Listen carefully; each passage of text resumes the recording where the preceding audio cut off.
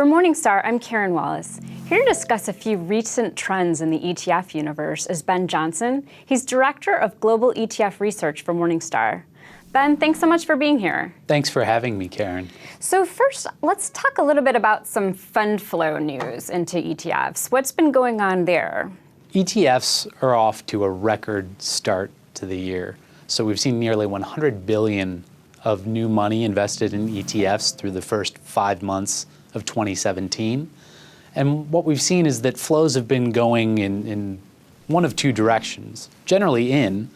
And what's in this year through the end of May is stocks from somewhere other than the United States of America. So collectively, if you look at flows into ETFs in the Morningstar US foreign large blend category and the the diversified emerging markets categories, what you've seen across those two categories is a collective $51 billion in net new flows through the first 5 months of the year. So investors are pouring more and more of their money into stocks from regions outside the United States. Meanwhile, they're still showing US stocks some love.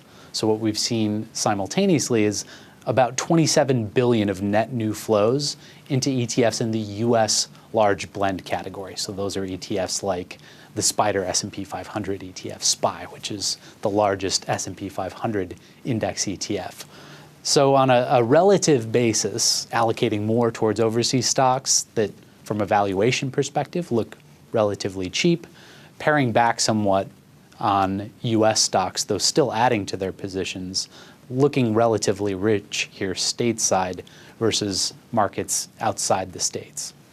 I also wanted to touch on another subject, and that's as investment in passive vehicles is growing, if that's sort of a concern from a valuation standpoint or from a market standpoint, that there's so much passive ownership of assets. ETFs are not in the driver's seat with respect to valuations, with respect to price discovery. There was a recent research piece from Goldman Sachs that showed that ETFs now own about 6% of the overall market capitalization of the US equity markets. So the tail is by no means wagging the dog. The growth in ETF, in my opinion, is by no means affecting price discovery in the markets at large, because they represent an ever smaller portion still of actual trading in those stocks, and that's where price discovery actually takes place. Now, that's not to say that one day, many years from now, if ETFs and index mutual funds grow to represent an even larger portion of the overall markets, that there might not be some issues. But until such a day where markets become so inefficient that there are $100 bills lying just unattended on the ground for active managers to pick up and pocket, and we see no evidence of that yet. And if you're going to look for evidence, you can look in our own active-passive barometer report.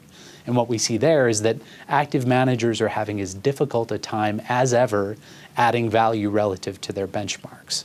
So I will unofficially sound the all clear for the time being, but urge that investors keep a close eye on this, because it could come that one day when ETFs and index mutual funds own a much larger portion of the market than they do today, that $100 bills will be plastering sidewalks. Okay, well, we'll look forward to that. Okay, switching gears a little bit. There was a filing recently about the Quincy Jones ETF.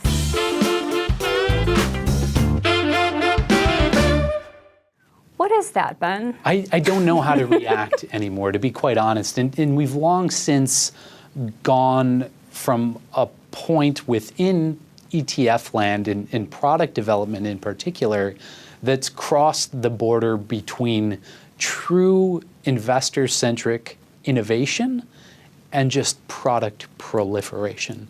So the fact that there has been a filing now for a Quincy Jones ETF tells me that we're way beyond that border, and that all of the useful innovations, the useful mousetraps that could be brought to bear for investors have long since been covered off. They've been on the market for some time, their fees have come down over time, their trading volumes and assets have grown with time, and what you see if you size up the marketplace now, there are in excess of 2,000 exchange-traded products on the menu. The 100 largest have about 3/4 of the assets.